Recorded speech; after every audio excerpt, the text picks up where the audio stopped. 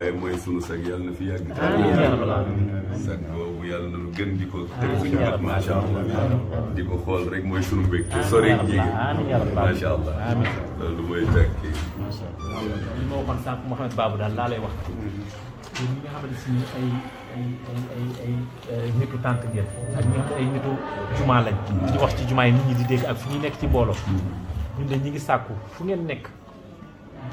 sàkkal leen ko doog mbooloo ma ñaanal ko. incha allah yàlla ngeen mooy ñu war a safoo ngir yàlla yàggal ko. incha allah wax naa ko démb man ak moom donc mun ma lan ngeen bëgg lan nga bëgg.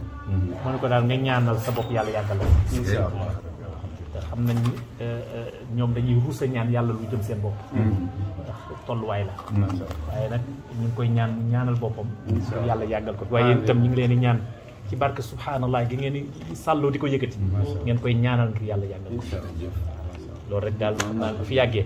incha allah li war a leer lépp dana leer. ci kàttanu suñu borom. incha allah incha allah.